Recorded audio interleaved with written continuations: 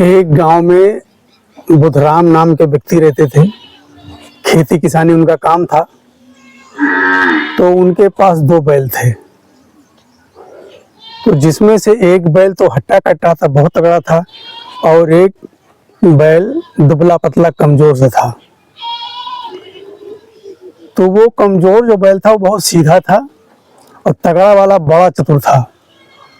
तो जब बुधराम चारा डालते थे तो वो बड़ा जो मोटा वाला था वो सारा चारा खा लेता था और दुबले पतले वाले को सींग से मार मार करके उसको साइड कर देता था। उसका हिस्से का सारा चारा खा जाता था। बुधराम को इस बात की जानकारी नहीं थी कि ये तो भैया सारा चारा यही खा लेता है, इसको चारा नहीं मिलता है।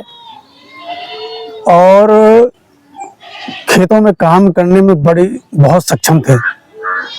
दोनों की जोड़ी सही थी, लेकिन तगड़ा वाला बैल दुबले वाले को खाने नहीं देता था, उसको चारा नहीं मिल पाता था भरपेट, इसलिए वो कमजोर होता रहा। एक दिन बुधराम ने सोचा कि ये बैल लगता है कि कमजोर होकर के एक दिन मर जाएगा, तो इसको ले जा करके हम बाजार में बेच देते हैं। तो बुधराम उस कमजोर वाले बैल को, अकेले बैल को लेकर के गए और सोचा इसको बेच करके और कोई तगड़ा सा बैल खरीद लेंगे।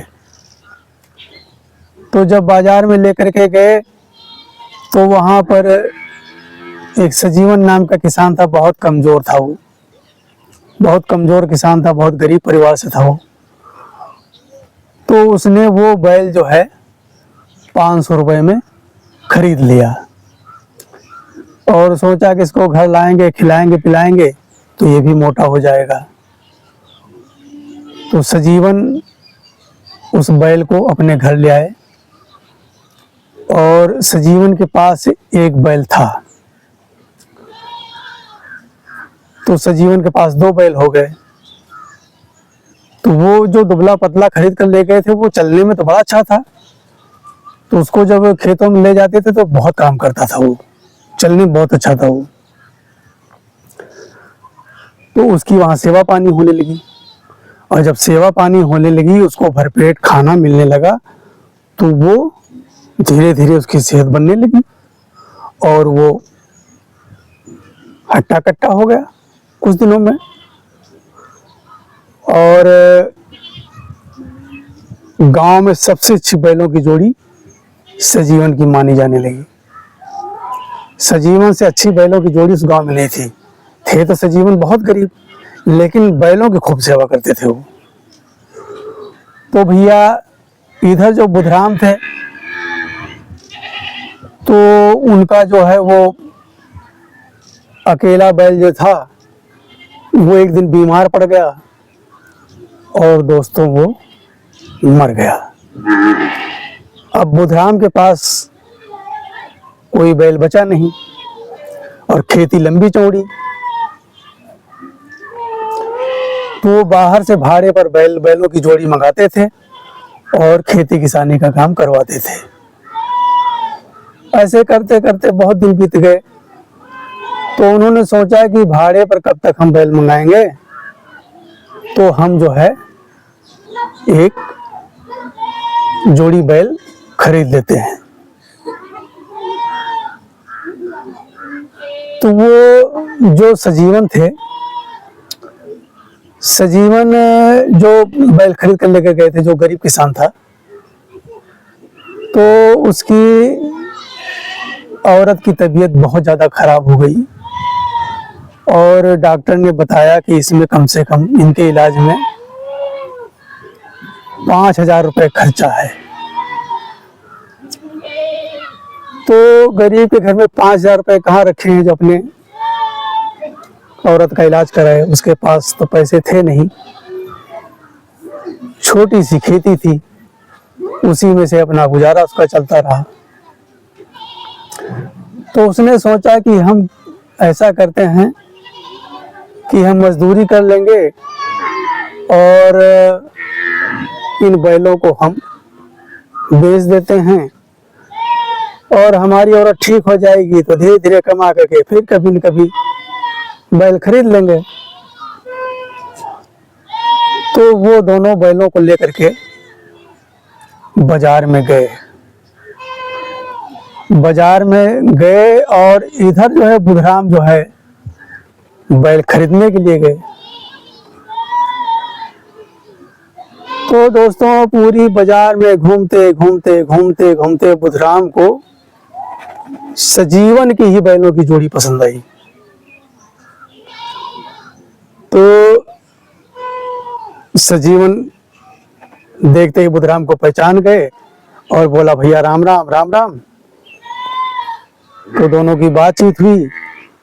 तो बोले कि भैया ये जो मैंने तुम्हारा बैल खरीदा था और ये देखो ये वही बैल है और हमारी बैलों की जोड़ी बहुत अच्छी, लेकिन क्या करें हमारी औरत की तबीयत बहुत ज़्यादा खराब है। तो डॉक्टर ने बोला कि इनके इलाज में 5,000 रुपये का खर्चा है और मेरे पास पैसे हैं नहीं, तो क्या करें हमको मजबूरी में बैल बेचने पड़ रहे हैं। तो वो बैल जो है बुधराम को बहुत पसंद आ गए और बुधराम भी पहचान गए कि तो वही बैल है जो मैंने बेचा था इसके हाथ में, लेकिन ये तो बड़ा अच्छा हट्टा कट्टा हो गया। तो उन्होंने बोला, भैया इसका मांगते क्या हो? तो बोले कि हमको ज़्यादा नहीं, हमारे औरत के इलाज में 5,000 रुपये खर्चा है, तो अगर हमको 5,000 रुपये मिल जाएंगे तो हम ये दोनों बैल बेच देंगे। बुधराम ने सोचा इसको पैसे की सख्त जरूरत है और ये बैल बेचेगा जरूर, तो ऐसा करते हैं भैया सजीवन, हम 2,500 रुपये दोनों बैलों के दे सकते हैं, इससे ज्यादा का ये धन नहीं है। तो सजीवन ने सोचा कि 2,500 रुपये में हमारे दोनों बैल भी चले जाएंगे, हमारे औरत का इलाज भी नहीं हो पाएगा। और बुधराम बड़ा चतुर था, उसने सोचा कि इसको पैसे की जरूरत है, ये किसी भी कीमत पर बेचेगा जरूर। और आज बाजार में खरीदने वाले भी कम आए हैं और बैल भी कम आए हैं, तो मजबूरी का फायदा उठा लेते हैं।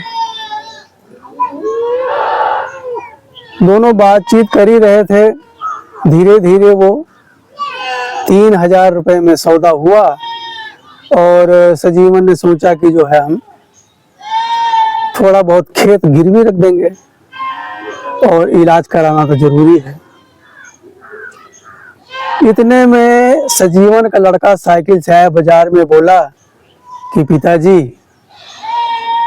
अम्मा तो अब नहीं रही, अम्मा खत्म हो गई। बैलों का सौदा कैंसिल हो गया। वो दोनों बैलों को लेकर के अपने घर में आए और घर में रोना धोना मचा। बच्चे रो रहे, बहू रो रही, घर में बीबी की लाश पड़ी है। थोड़ी देर बाद उसका अंतिम संस्कार कर दिया और अब सजीवन का अकेलापन बहुत भारी से गुजरने लगा। सारा दिन खेतों में काम करते, लेकिन जो उस लड़का तो उसका बहुत अच्छा था, लेकिन जो लड़के की औरत थी सजीवन की बहू, वो एक नंबर की दुष्ट थी। खेत में चले जाते बिना कुछ खाना खाए पिए, सारा दिन खेतों में काम करते और शाम को लौटते थे। शाम को इनको भोजन मिलता था, सजीवन को एक टाइम का खाना मिलता था, एक टाइम का उन्हें खाना मिलता था। धीरे धीरे सजीवन ने सोचा कि अब खेती बाड़ी में उतना काम है नहीं, तो ऐसा करते हैं कि कहीं जा करके किसी बड़े किसान के पास जा करके खेती बाड़ी का काम करेंगे और हमारा थोड़ी सी खेती है तो हमारा बेटा देख लेगा। तो वो सजीवन उसी बुधराम के घर पहुंच गए और बोले, भैया कि तुम्हारी लंबी चौड़ी खेती है और हम तुम्हारे खेतों में काम करेंगे और तुम्हारी जो इच्छा होगी वो हमको मजदूरी दे देना, या हमको जब फसल कटेगी तो उतना हमें अनाज दे देना। बात बन गई। तो बुधराम ने कहा कि ऐसा करो, तुम अपना बैल ले आओ, अपने बैल से हमारी खेती करो और तुम्हारा जो बनेगा वो तो तुम्हें मिलेगा मिलेगा, और जो तुम्हारे बैल हमारे खेतों में काम करेंगे तो उसका हम अलग से दे देंगे आपको। तो बुधराम ने कहा ठीक है। अब वो अपने दोनों बैल सजीवन अपने दोनों बैल बुधराम के यहाँ ले आए। और बुधराम की खेती बहुत लंबी चौड़ी थी। तो जब वो खेतों में काम करने लगे, उनके बैल चलने में भाई बहुत माहिर थे। वो उनको डंडा दिखाने की जरूरत नहीं पड़ती थी।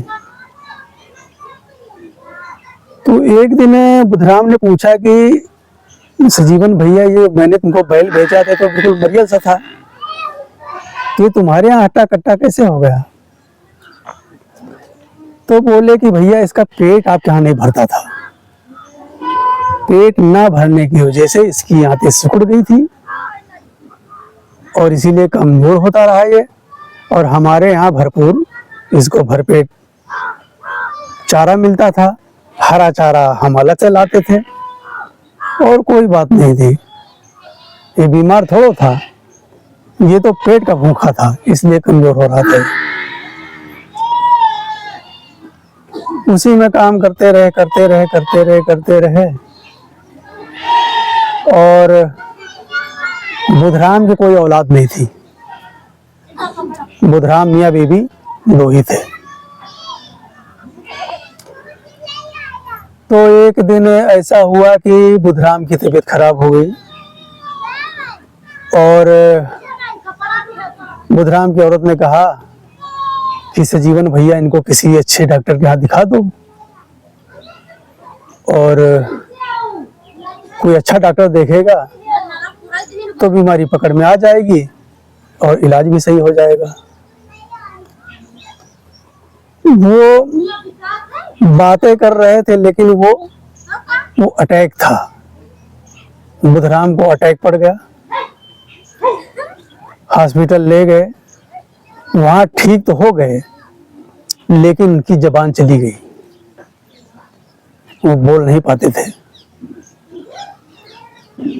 तो धीरे धीरे करते सजीवन का इतना उस परिवार में पकड़ बन गई कि उस घर के मालिक सजीवन को ही समझो, सजीवन उस घर के मालिक हो गए। और उधर जो सजीवन का लड़का था, उनकी मियाँ बीवी में कलेश होने लगा। कलेश होते उन्होंने सारा जो 1.5-2 बीघा जमीन थी उस बहू ने वो भी बिचवा डाला। बिचवा करके अपने 2 बेटों को लेकर के वो अपने मायके चली गई। इधर जब ये बात सजीवन ने सुनी तो उन्होंने अपने बेटे को अपने पास ही बुधराम के घर बुला लिया, अपने बेटे को बुधराम की सेवा में लगा दिया। लड़का बहुत अच्छा था, वो बुधराम की सेवा करने लगा और सजीवन जो है बुधराम की खेती बाड़ी देखने लगे। लड़के का सेवा भाव देख करके बुधराम की औरत ने सोचा कि हमारे कोई औलाद तो है नहीं, हम इसी को गोद ले लेते हैं। तो वो अपने पति को बोली कि हमारे कोई औलाद नहीं है, इतना बड़ा हमारा जरिया है, इसको कौन संभालेगा? और देखो सजीवन का बेटा सेवा भी कर रहा है, तो क्यों ना इसी को गोद ले लिया जाए और सारी खेती बाड़ी इसी को दे दिया जाए। तो बुधराम ने सर हिला दिया, ठीक है। तो वो सारी खेती बाड़ी घर द्वार सब बुधराम ने जो है सजीवन के लड़के के नाम कर दिया। और वो बाप बेटे जबरदस्त खेती करते रहे। धीरे धीरे खेती का कारोबार भाई पहले बुधराम अकेले करते थे, फिर सजीवन आ गए, फिर सजीवन का बेटा आ गया। तो जब काम करने वाले ज्यादा हो गए तो इनकम भी ज्यादा होने लगी। तो उन्होंने सोचा, बुधराम के लड़के का नाम था गोपाल, सजीवन के लड़के का नाम था गोपाल। तो गोपाल ने बोला अपने पिताजी से कि पिताजी ऐसा करते हैं कि एक ट्रैक्टर निकला लेते हैं और ट्रैक्टर ले लेंगे तो उस पर सरकार लोन तो देती है और कुछ माफी भी मिल जाएगी। तो वो नया ट्रैक्टर ले आते हैं और ट्रैक्टर से खेती होती है। बैलों को हटा दिया और वो यादव बिरादरी से थे, जात के अहीर थे। तो धीरे धीरे करके उन्होंने भैंसों का भी कारोबार कर लिया। 10-12 भैंसें उनके पास और दूध घी की नदियां बहने लगी। धीरे धीरे सजीवन का दिन लौट आया, बुधराम की मौत हो गई और बुधराम की पत्नी की सेवा करने लगे। थोड़े दिनों बाद उनका भी देहांत हो गया। समय का चक्र ऐसा चलता रहा कि बुधराम की पूरी जायदाद के मालिक सजीवन और उनका बेटा गोपाल बन गए। वो गोपाल की औरत को लेने गए लेकिन उसने आने से मना कर दिया। तो सजीवन ने अपने बेटे की दोबारा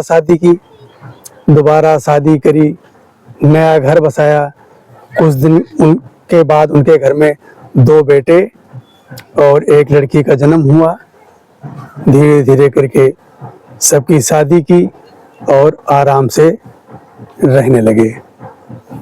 दोस्तों, आपको ये हमारी कहानी कैसी लगी? अच्छी लगी हो तो हमारा YouTube चैनल है मेरा संसार, उसको लाइक करें, सब्सक्राइब करें और अपने दोस्तों को शेयर करें। राम राम।